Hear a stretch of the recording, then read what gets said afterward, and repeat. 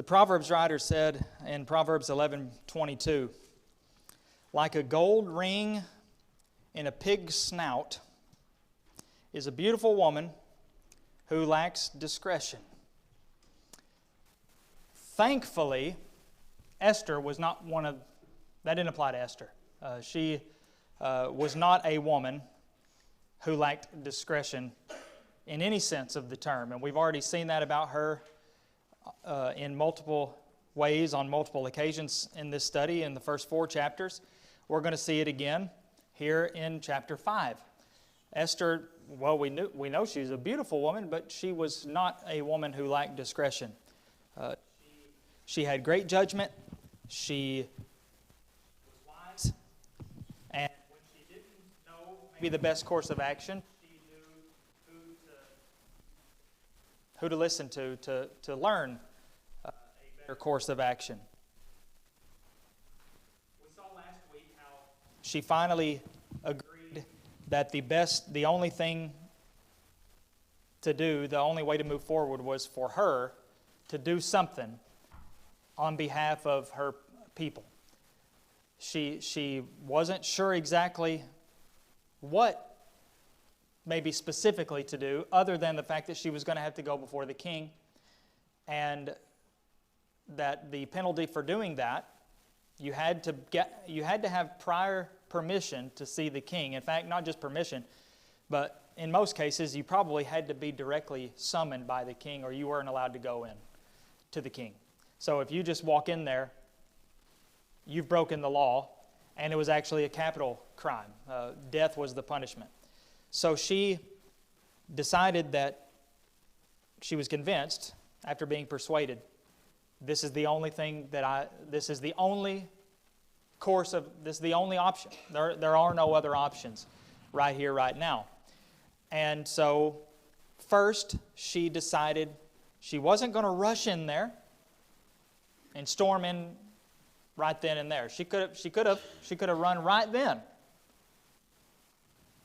burst in, but she didn't. She decided, we're going to hold a fast first for 3 days. She wasn't going to do it without petitioning God's help first. Isaiah 40 verse 31 says, they who wait for Jehovah, you probably know the rest of this verse, they who wait for Jehovah shall renew their strength. They shall mount up with wings like eagles. Sound familiar now? They shall run and not be weary. They shall walk and not faint. You probably hear the tune to the hymn in your head.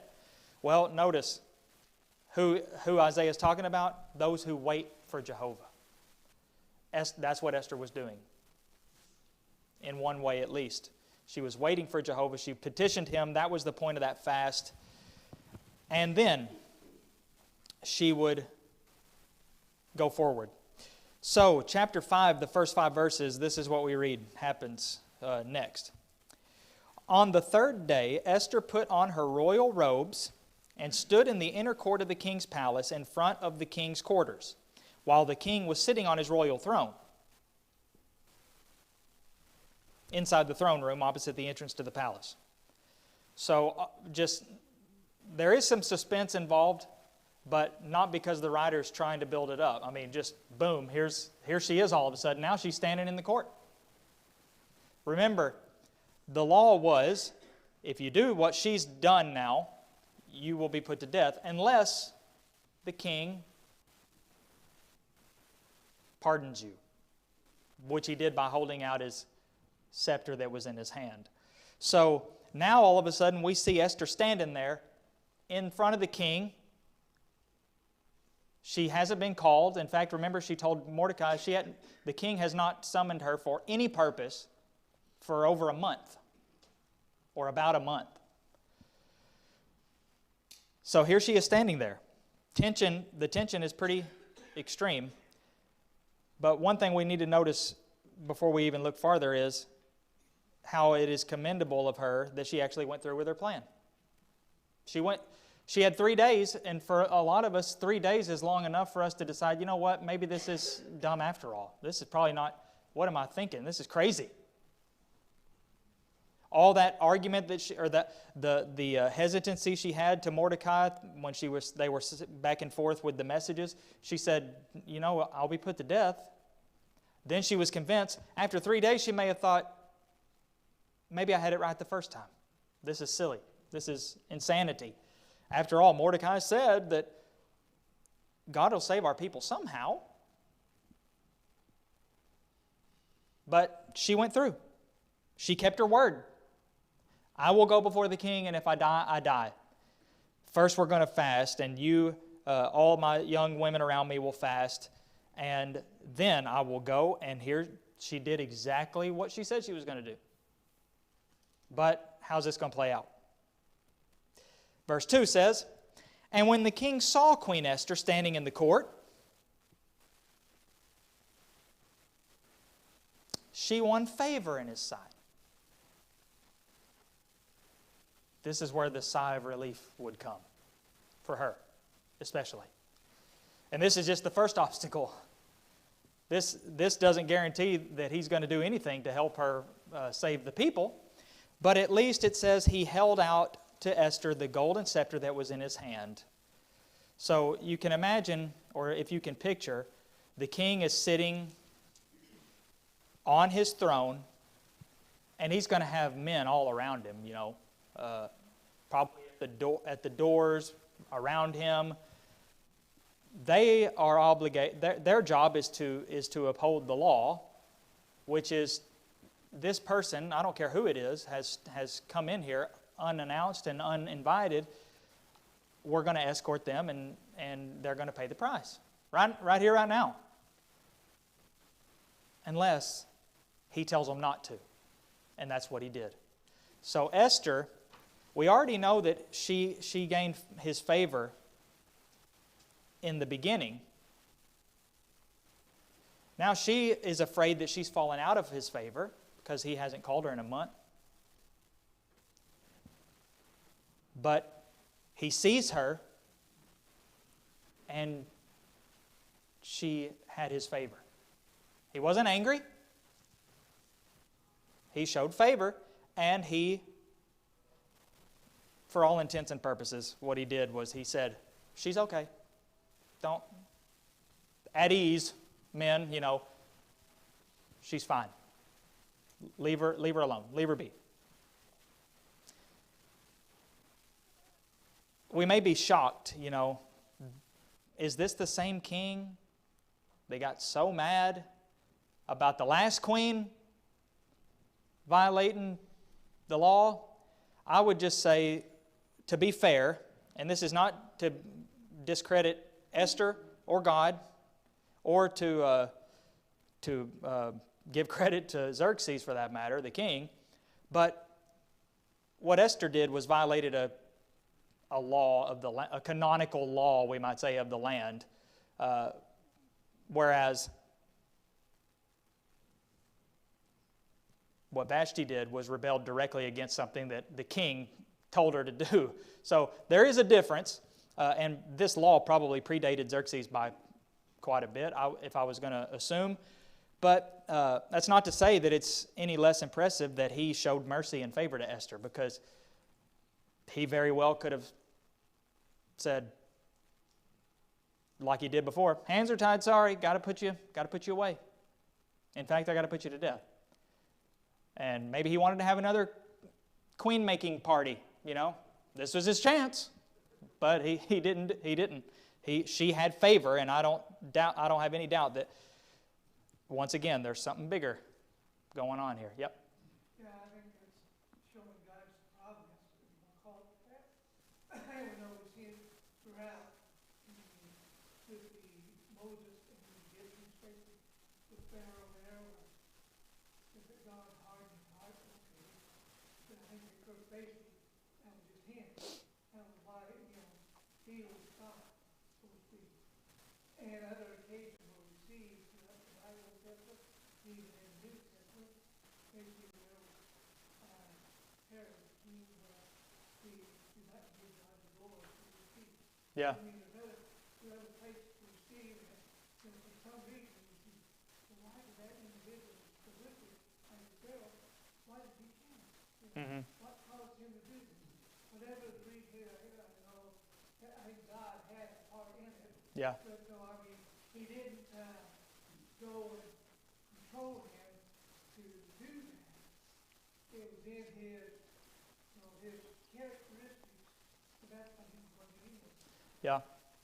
Yeah, Xerxes here, maybe he's having a good day. He's in a good mood. Or at least he wasn't in a bad mood. And you see, that's where the questions could rise up of, what we know, we see pretty clearly that God was doing this and that and other things to providentially save his people. But what else might he have done? Maybe Xerxes got some good news shortly before Esther walked in. And maybe God had something to do with that, not the news itself, but the timing of the news. Everything seemed to be working out in Esther's favor. Again, as far as she was concerned, against all odds. King's not liking her now. She's not in his favor anymore. This is a death sentence, but I'm going to do it anyway. Because you're right, it's the only hope. She goes in. Couldn't be any smoother so far. King shows her favor. And then, here's more of her wisdom. She follows protocol, just as she should do. That's what we're reading at the end of verse 2, when it says that she approached and touched the tip of the scepter. That was just what they were supposed to do.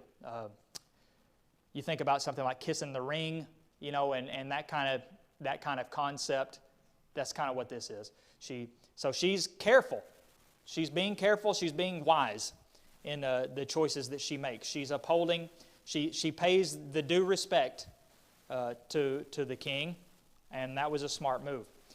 Well, the king said, "All right, Queen Esther, what is it? What's your request?" And then in these big formulaic words, it will be given to you, even the half of my kingdom. You've heard that before, haven't you?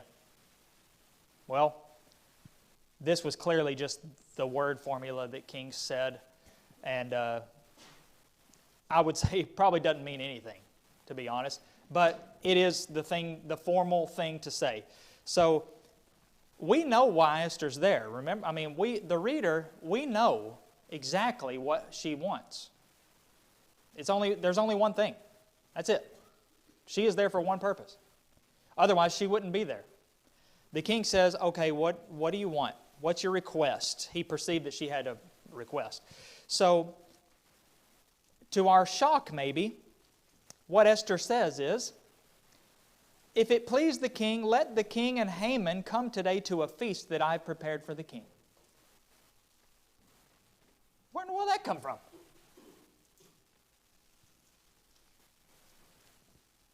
That came out of nowhere. A feast?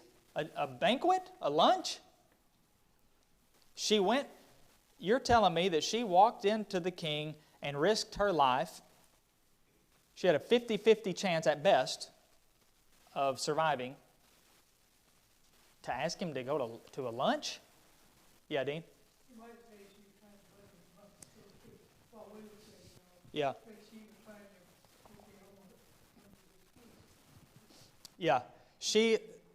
Yeah, maybe we'd call it buttering him up. At the very least, I'd say she's tiptoeing. She's being real careful. She's easing into it. And by the way, Xerxes is no dummy. He knows that is not why she went in there. We're going to see that in the next little section. He knows that's not what she really wants.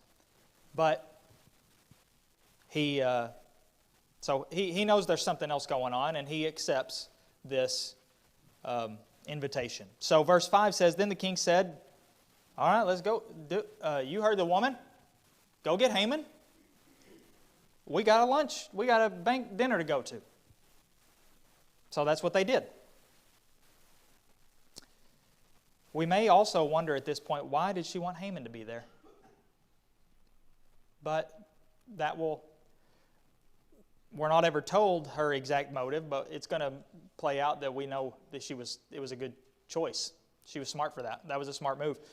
But anyway, the king agreed, it says, as they were eating and drinking, after the feast, so dinner's over, lunch, whatever it was, it's over.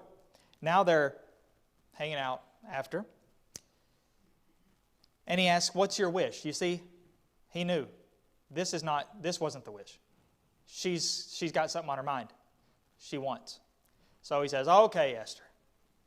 Now, what is it? Spill it. What is your request? Even to the half of my kingdom, it shall be fulfilled. And then Esther says, my wish and my request is this. If I have found favor in the sight of the king, and if it please the king to grant my wish and fulfill my request, let the king and Haman come to the feast that I'll prepare for them, and tomorrow I will do as the king has said. In other words, what I would like is for you to come to dinner tomorrow. Come again tomorrow. Let's have another feast, another banquet. Now, the first one may have made more sense. We, by our human standard, might think this is just plain risky. Xerxes might get tired of this little game. I would think, But she, again, exercising some wisdom, she knows what she's doing. She seems to. Yeah, what? The first request, he says up to half the kingdom. The second time he says it shall be done. She's drawing him out. She probably knows he's an impatient man who's used to getting what he wants, and he's getting teased a little. And Yeah. he actually enjoys it because he's not threatened.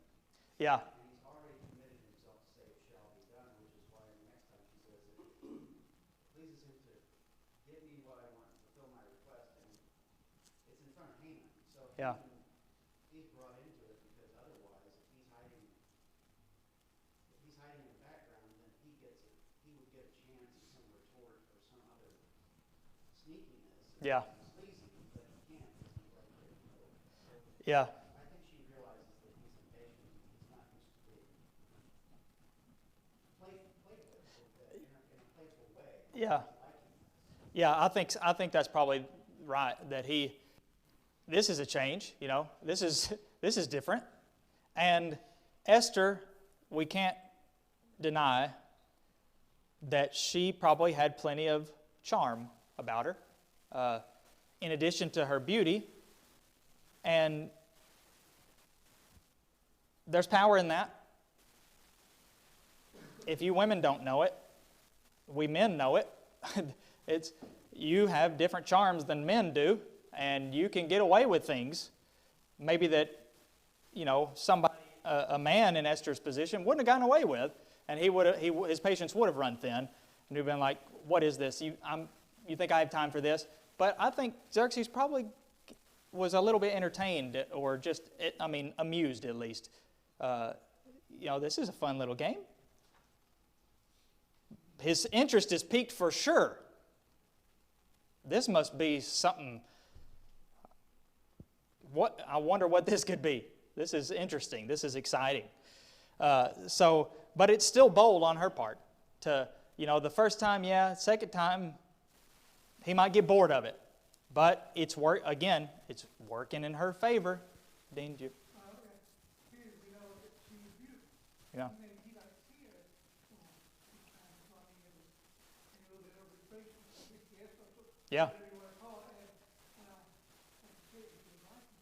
Yep. And that's why the more he sees her, Yeah. He's going along with it. And she does say, she sort of vows, if you caught it at the end, tomorrow I will tell you what the thing really is. Tomorrow, I promise. So she's even cautious in that, assuring him, tomorrow I'm not going to say, come back tomorrow. Tomorrow I'm going to tell you what my request is. Yes? I think she played on the same pride too. Oh, yeah. The land just made him talk up. Yeah. And him being invited, you could be invited to something and it can make you feel good. Nothing wrong with that. But a man like Haman, there were 2 people invited to this dinner by the queen. Okay, this is the queen. The queen of the superpower of the world at that time. 2 people invited. The king, duh, makes sense, and Haman. Boy, that really puffed him. I mean, he really, you couldn't imagine a man that is more puffed up. Oh yeah, yeah, and that's where it comes. That's where the story, the scene, if you will, shifts from this situation to Haman. Now we're following Haman home. After. So Haman and the king were invited to this banquet. Esther, the queen, says, I would like for you and Haman to come back again tomorrow for a dinner that I have prepared, for a banquet or a feast. So now they've left. The event is over. Haman's going home.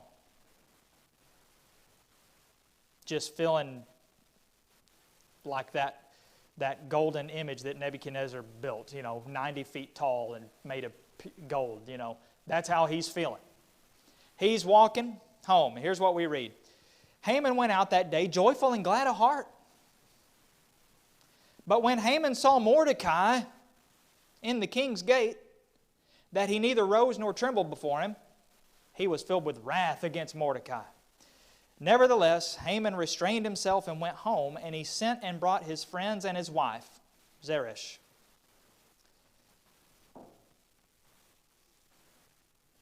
He's joyful. He just got invited to this dinner, but he sees Mordecai, and here's another instance that indicates every time Haman walked through, they were supposed to do this bowing thing. Whatever the custom was, the exact procedure, the protocol, this is what you do. Just like Esther walked up and touched the tip of the scepter of the king, when Haman went through, in and out of the court or whatever, the royal court, he was supposed to be paid this certain formula of respect. Mordecai never did it. So now he sees Mordecai again. The text, at least as far as the ESV and I think most Bible versions go, doesn't suggest that we're being reminded of who Mordecai was. He was the one that didn't do that, but it says when he saw that he didn't do it again, he was angry. All the good instant gone instantly. His joy and gladness of heart gone, because this man again has disrespected me. But he restrained himself. But before we get too quick to give him credit for that, we have to remember what kind of man he is. He's in his position for a reason. And restraint is one of those virtues, for lack of a better word. It is a virtue, but not always. Not when the motives are not right. Being able to restrain himself until an opportune time is one of the skills that a person will need to rise to where Haman has risen. So he's simply, it's not that his restraint is totally different than Esther's restraint in waiting 3 days before she walked into the king. He knows it's always about Haman. It will be better for Haman if I don't do anything right now. So instead he goes home and he does one of the most pathetic things that I can imagine. Talk about pitiable and not really in a good way. He sends for, notice it says in that verse, he sent and brought his friends and his wife in. I want some people gathered around me. Why? Because he wants to brag on himself. That is just the most pathetic thing I've ever heard of. I want to get my friends. Y'all want to come over tomorrow night? No occasion, no reason. Just thought y'all might, hadn't seen each other in a while. But then really what you're wanting is you just want to tell them about all your good, how cool, how good you are, how great you are, how powerful. And notice the details of what he was saying. He recounted to them the splendor of his riches the number of his sons, all the promotions with which the king had honored him, and how he had advanced him above the officials and the servants of the king. And then he threw in even Queen Esther.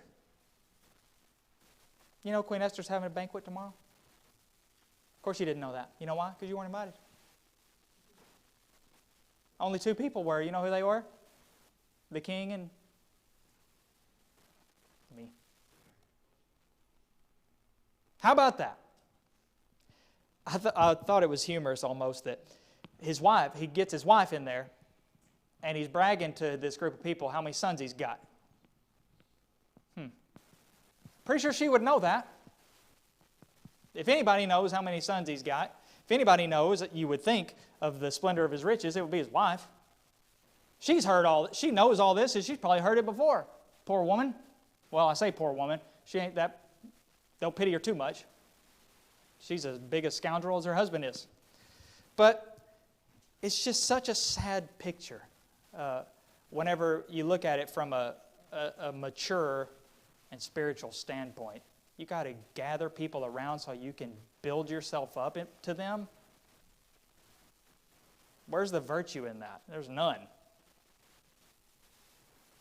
Bragging on yourself.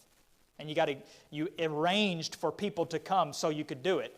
It's not like he ran into these people and he did it. That would be embarrassing enough. He actually organized and orchestrated them to be there so he could, everybody sit around and let me tell you about all my stuff and power. Pitiful, sad, worldly. However, he says, in spite of all this, it's all worth nothing to me so long as I see Mordecai the Jew sitting at the king's gate.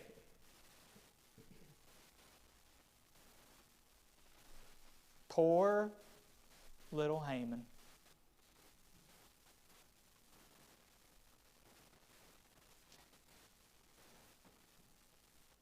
But somehow, his friends and his wife did not do much to help him, really. A real friend would have said so many things. There are so many options, not the least of which would be, come on, Haman, you can't it's one man. Ignore him. Ignore him. What difference does it make? Do you lose any power by one man not bowing down to you when you walk by? Not a bit. Could have talked sense into him. Now, I don't think he would have listened, but they could have tried. That's what a real friend would have done. You need to snap out of this. Get over yourself. Just go on with your life. Ignore him. Pretend like he doesn't exist. And then that's not to mention how many other options there could have been to try to really help him. But what they did, this is like Jezebel and Ahab, by the way. Just to remind you, on one occasion, Ahab, there was this man that had a field that he wanted that was near his palace. He wanted it so bad, he went and said, look, I'll buy this field from you. The man said, no, this is my field. This is my father's field. This is mine. This is my land. I don't want it. It's not for sale. I'm not getting rid of it. And he went home and had a pity party for himself. He wouldn't talk to anybody. He, rolled over and just like a little kid throwing a fit in the cereal aisle. And his wife Jezebel finally says, what is all this? What is this? What are you acting like this about? And he said, I want that land and he won't give it to me. So she said, well, why don't you just kill him and then take it? And Ahab's like, didn't think about that. Thank you, wife, for helping me out here, giving me good advice, and that's what he did. Well, now Haman's in a similar situation, and his wife does pretty much the same thing Jezebel did, and his friends. Why don't you build a gallows, and in the morning, tell the king to have Mordecai hanged on it. And then, guess this is the worst part to me. Then you can go joyfully to the king's feast. having, now that you're a murderer and all, then you can go joyfully and be happy. I don't have to see Mordecai anymore because I killed him. Now I can be happy. How sad. What a level of immorality that really is. Yeah, Dave? Two things I see in that chapter 5 that the king, he always loved to go to a feast. He had some earlier and he got one. Oh, I've had another one. Yeah. And then number 2 is I always thought Haman was the one that had the idea to build the gallows, but it was his wife too, the wicked king. Yeah, yeah. Well, what kind of person would suggest this? Pure evil. I mean, nothing but evil. Kill him? Just like Jezebel. Just kill the man. Then you can take what's his. You're the king. Yep. You already had the king's permission to kill all these Jews. Yeah. I mean, It wasn't that enough for him? that one meant so much to Yeah. Never enough for people like him. He couldn't wait 11 months. He's probably, kicking himself. Why'd the lot have to land on 11 months? I need this done now. But even, it's not that he's stupid. Again, this man's not stupid. It's worse than stupid. He's just pure evil. Self-serving and evil. Even in the smarts that he has, he couldn't reason enough with himself. Even it would still be evil and wicked. He couldn't reason to say, just 11 months, and if I can, all I got to do is wait another 11 months, and Mordecai will be gone. But he cannot handle seeing Mordecai there at the king's gate, because every time he does, it ruins his day. Mm-hmm. Pride, in the extremist sense of the term, pride. He can't handle it. All the other servants, or whatever Mordecai was, did what the king said they were supposed to do, but that one didn't. Can't handle it. Can't take it. Maybe he was narcissistic. He was definitely a narcissist. And then it seems like to me, like you see on cops and on those kind of people, when they get caught, they try for their money. Yeah. They don't want to be hurt or anything. You know, it's just like, Yeah. Yeah, this is a man, narcissism is, again, in an extreme sense, he was gathering people together to talk about yourself. And that's just some other sound advice that somebody could have given him is, why does it have to be about you, Haman? If Mordecai did that to me, I would hope that I would think of it on my own, and if not, I would hope that people around me would say, ignore Mordecai, that's his problem.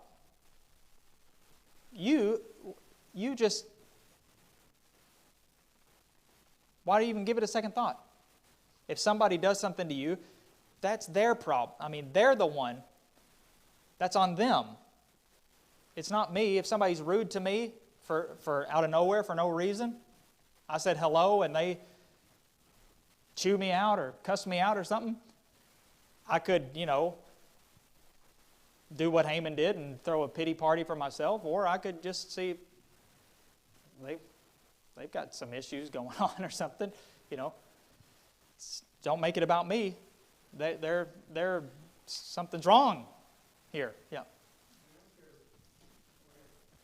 have to respect Mordecai because he didn't bow to him. Yeah. There's people today that we don't want to bow to, but we want to bow to. Yeah. Mordecai was standing by his principles. Yeah. At that point in history, think of all of the ways you could kill somebody and do it fast rather than building something 50 cubits high. That's pretty high gallows, isn't it? Yeah, pretty high. See, just think of at that point in history, was hanging people considered the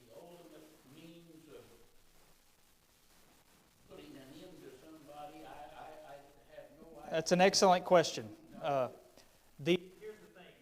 The word gallows, I don't know if I should say it's not the best translation, but it at least to our minds gives the wrong impression, I think. What do you think of when you think of gallows? What does it make you think of? Hangman? It makes me think of Wild West, right? People being hanged with a noose. I don't think that is what we're talking about here. We have to remember one important piece of historical information that is overlooked sometimes. The Persians invented crucifixion. The thing that happened to Jesus, they invented it. The Romans perfected it. The Persians are the ones who invented it. They are responsible for crucifixion ever being practiced as a means of execution. They are the inventors of it. What some scholars say the word gallows is referring to here, another word, or maybe a better word, would be a stake. S-T-A-K-E. It's a fairly gruesome picture to think about. You know what a stake is? It's just a stick, basically. And it is meant, sometimes we use a stake to go into the ground, but otherwise, something goes on it. A spiky stick that you put something on. Except, in this context, we're talking about something that you would put a person on. It is absolutely horrifying and morbid to think about. Or it could just be, referring to, the ancient Persian method of crucifixion, which may not have been exactly the way the Romans did it, but it was still the same concept. You are attaching a human being to a tree or wooden concoction of some kind and hanging them there to die. Not like the old Wild West gallows, but there will be no rope involved. You would be attached to this thing. And the reason it will be 50 cubits high is not just to punish Mordecai, but so that everybody could see it. And the pride, there's even pride in that. It's not enough. Again, we entertain that idea. Never enough. It's not enough to just get rid of this man. We want to send a message too. So we put it 50 cubits high. Or, whether that's a literal or, symbolic number, a figurative number. Put it high so everybody will see Mordecai hanging there. Here's what happens when you cross Haman, big bad old Haman, who can't even see one thing without having to go cry to his friends and wife. Yep. That was the point. Haman wanted everybody else to see it and be intimidated not to do what Mordecai was doing. He was standing up for right. That same thing is taking place in our nation. At one time, we had law and order. People respected it. Why?